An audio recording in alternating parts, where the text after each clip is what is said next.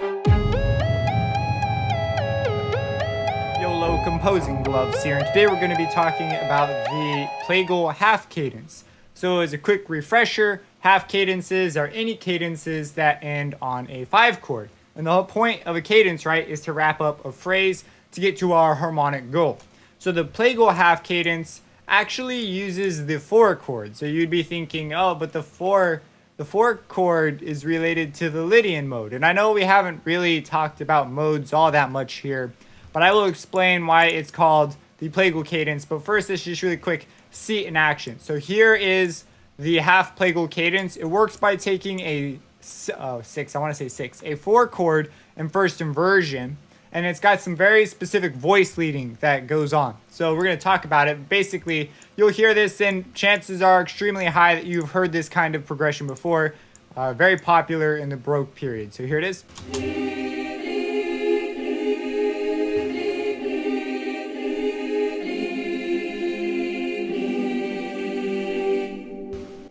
Yep, so that's the thing we're looking at right here, this guy.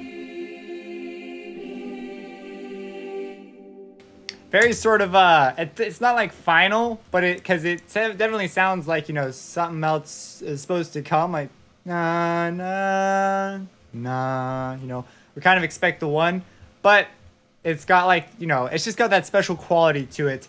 Some people call it, like, it sounds old. That's the way to call it, I think. It just sounds old, but like a respectful old, like sacred almost, kind of old feeling. Anyways, let's talk about exactly how this works. So I'm working in C minor. This will occur in minor keys. I need to sneeze. Okay, so this occurs in minor keys. I decided to write out a little phrase so that, you know, we're doing stuff, and then I want to wrap it up over here. So I say, okay, I'm going to hit the 4 chord, which in our case is going to be F minor. So I have an F, a G sharp, which should really be seen as an A flat since I'm working with C minor. But anyways, we have F, A flat, and C, and that forms our minor F. And the reason it needs to be in first inversion, meaning the third is in the bass, is because there's some pretty... What the heck was that? There's some pretty specific voice leading. My room just like lit up, like bright white light. That was weird. Anyways, there's specific voice leading that goes down here. So we have an F to a G, and we notice here that these two voices, the soprano and the bass, when we're working in Midi, these things are kind of obscured. But we have the soprano and the bass, the top and the bottom line. They must move in contrary motion. Now, in this case, we're going to double the root. So our goal chord, the one we want to cadence on, is the 5. Since it's a half cadence, we got to cadence on the 5. So in order to do this, we move them in contrary motion. This way we avoid all sorts of problems with parallels. And we wind up with 2 Gs. So they push, and they both go to the tonic of the 5 chord, which would be the G. Or I'm not sure if tonic's exactly the correct term to use when I'm referring to chords, because it's kind of like a scale thing. But anyways, you go to the root. That's the right word. We go to the root, and that in this case is G. And then I just filled in the rest of the chord. There's a variety of things you could do here. But basically, that is what is going on. Now, why is it called the... Or let's write one real quick, and then we'll talk about why it's called the plagal. So I'm going to do it with a sine wave, just because sine waves are pretty straightforward. So let's just say we did stuff, and so now we want to do a cadence. So we go, okay, well, the minor is the F chord, right? That's going to be the 4. There's our 4 chord. Let's take this down an octave. Yeah, it's fine where it's at. So here we have our 4 chord. F, A flat, C. And we need it to be in the first inversion because that'll give us the voice leading that we're looking for. So we say, okay, we want the 3rd in the bass, so I'll take this up an octave. We wind up with that. In fact, I'm going to take this all down 1 octave. And we'll hold it out. Why not? Because usually it's kind of, you know, it's kind of a dramatic thing. It doesn't have to be. There's lots of examples where Bach uses it, and it's not necessarily this big dramatic thing, but oftentimes that's what it's used for. And so we have this, and now let's go ahead and write in the 5 chord. Well, let's do it in root position first. So we say, okay, 5 is G, B, D, G. And we know that the 5 has to have the raised third, it's got to be a major 5 because we're writing tonally. So we're not writing in a mode, we're writing tonally, so we need a leading tone. So don't forget to make your 7 a raised 7. Don't have a lowered 7. So there we have it, and we have this. And we notice that this actually already lends itself to what we want.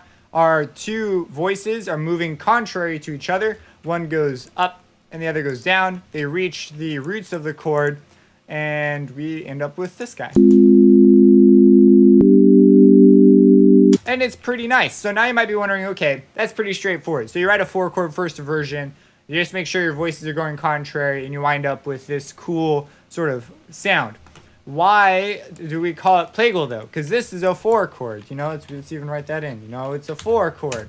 It's a 4/6 chord technically, if we're writing in the inversions. So maybe we'll add a 6 at the end, since this thing doesn't support figure bass. And this one, right, is a 5 chord. So that's really great. Let's move that guy over. So we have a 5 chord. And there's actually one other thing you can do. I gotta remember, it has to do with the 6. You're able to screw around with the 6. If we play a 4. Oh, I remember what it is. So we come up. We climb up to the octave on this guy. So if we were to do this, but basically, if you have this come up to the octave, maybe we do this. And then it comes back down. Whoops. I am thinking A flat, and I put it with an A without thinking, oh, it's an A sharp. Okay, so why is it called that? Well, remember that modes, we could view modes like this. It's not the best way to think about modes, but we could view it like this as a way to construct the mode. So if we have like a C major scale. Okay, there's our C major scale. And we know that it's built on a whole step, half step, whole step, half step. Well, whole, half. So whole step, half step, whole step, half step. So all modes are basically shifts of this. So if we were to start this on D and end on D, we would be in a Dorian mode. But this kind of way of constructing it is a little confusing. So what I want to do is, let's go to the third one, right? Because the Phrygian is referencing the third note of the scale. So we'll go ahead and move this to an E. So now this is a Phrygian mode. It's not Phrygian, it's not C Phrygian, because it starts on an E. So if we want C Phrygian, we've got to start on a C, not an E. But we see here that the pattern is half step, whole step, half step, whole step. So it's a different pattern. It's the same thing. You're just shifting the patterns through, and you wind up back at the Ionian mode, or the major mode, the major key, when you've completed all the cycles you can have, and you get all the basic modes. And then you start getting into like weird stuff. So if we just shimmy it on down here, we actually wind up with this C. Ah, man, I feel like this is such cheating when you're able to go up and down like that. But basically, if we just move it on down, we've maintained the pattern. So we're actually at C Phrygian now. But there's a better way to think about this, the one that I recommend remembering. Every mode has a color tone that's sort of borrowed from another scale. And I said earlier that this is generally used in a minor key, and it's because the Phrygian is super similar to a minor key. Look at this. We have C, man, it's not D sharp, E flat, C, E flat, F, G, A flat, B flat, C. So that is the minor key, the C minor.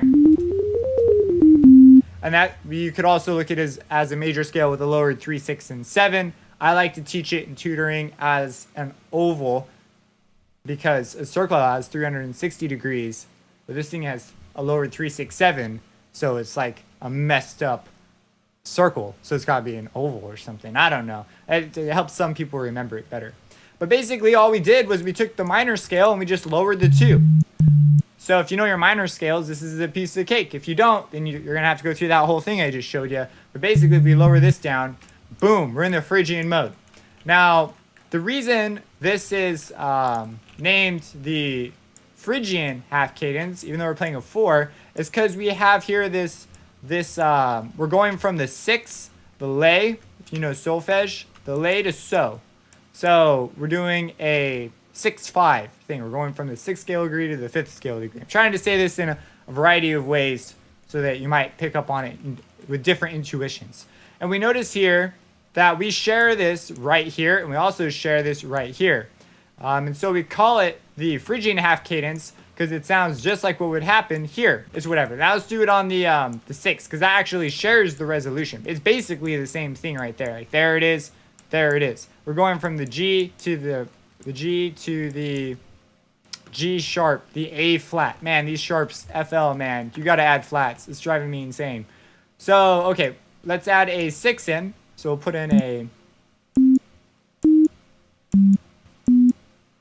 And so like, hey, that sounds just like what's going on over here.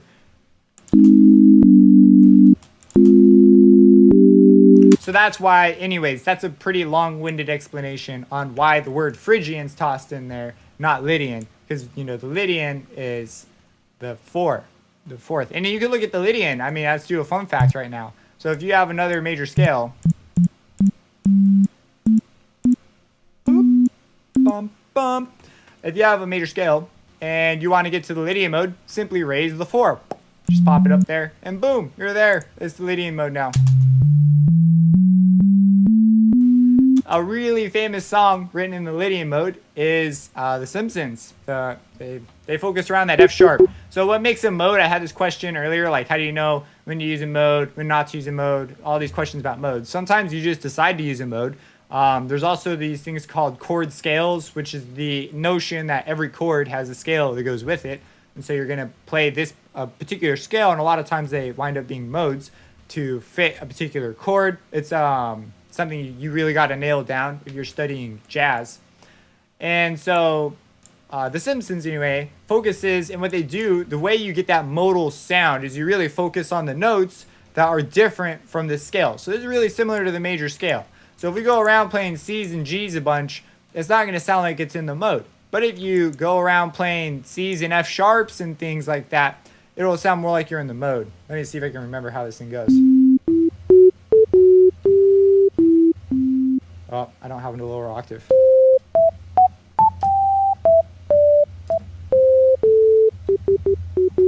There's the F sharp, F, F, F sharp, or F, F, F sharp, G.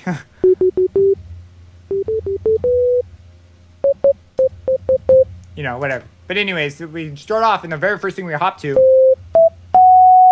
that right there is the color tone. And then we hop back down to the color tone. And both times are used to go up to the G. And if you think that's pretty nice parallel, because it's the half step, so we're leveraging the half step resolution. Anyways, that's the mode. That's the Phrygian half cadence. I don't have a track this time to really demonstrate it, but it has this ennobling sound. Really cool sound.